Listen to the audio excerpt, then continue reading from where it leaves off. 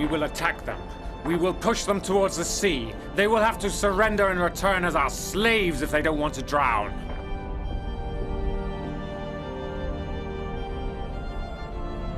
Let us go! Onwards!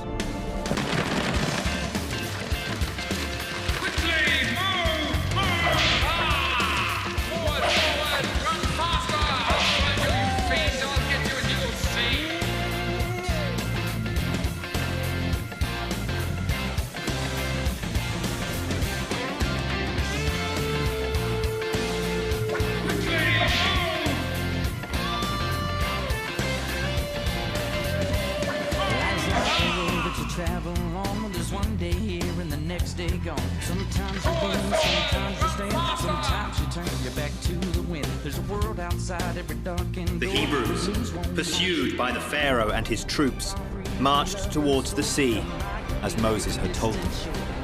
The vortex of clouds sent by God indicated the path to take.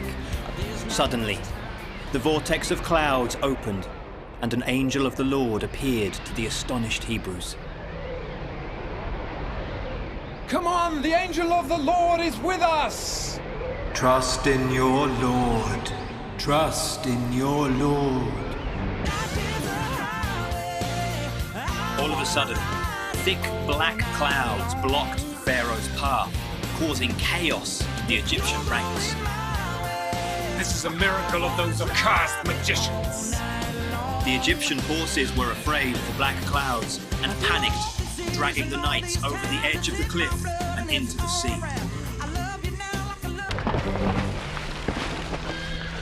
Moses and the elders on a high cliff watched the events. Moses said, "My lord, I lifted your staff as you commanded me." At these words, the sea began to rise and bubble, and a strong eastern wind blew too. Moses could see now the real power of the Lord's hand. The elders too watched astonished. Moses closed his eyes and prayed in his heart. Meanwhile, the sea rose and groaned like a wounded animal. The rough waves divided and rose as if a hand was moving them. It was the hand of the Lord that continued his work for the salvation of his people. Isn't there a white knight upon a fiery steed? It took all night for the waters to part perfectly, forming two huge transparent walls. But it happened. A miracle. Moses opened his eyes, witnessed the miracle, thanked the Lord, and said, In the name of the Lord, people of Israel, proceed towards the promised land, towards freedom in the name of the Almighty. And the children of Israel rushed through the passage with its transparent walls. They were afraid that the roaring walls of water would drown them. Larger than life. Forward! May the Lord allow us to pass in time! Hurry! Hurry up! Hurry up! Hurry up! Hurry! Hurry up! Don't stop! We must be quick! Forward!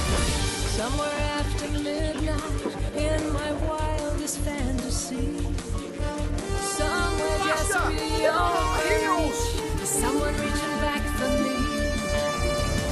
The Hebrews were frightened that the water of the sea would crash down upon them at any moment, and they worried too about the angry Pharaoh and his troops, so they ran through towards salvation, the end of the passage. When Moses and all the other Hebrews were out of danger, they watched from a high vantage point the approaching Pharaoh. Then they were struck dumb.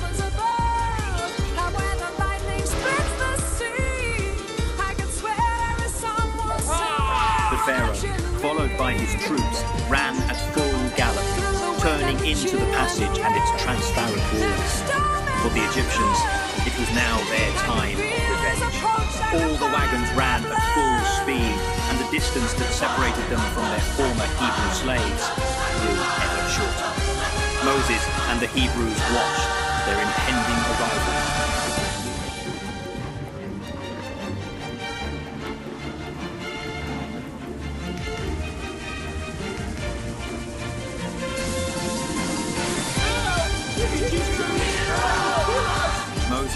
watched calmly as the Egyptians drew ever closer.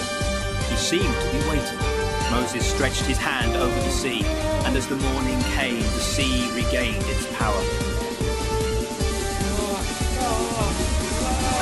The waters crashed down with a roar, engulfing the wagons, knights, and the rest of the Pharaoh's armies who entered the passage in pursuit of the Israelites. The Egyptians were powerless against the sea's fury and were swept to their deaths. You cowards!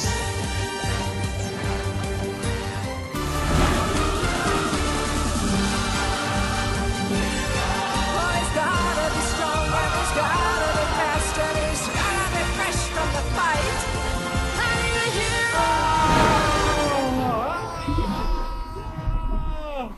The waters of the sea swallowed the Pharaoh, and the Lord's wrath drowned every last Egyptian. Not one of them survived.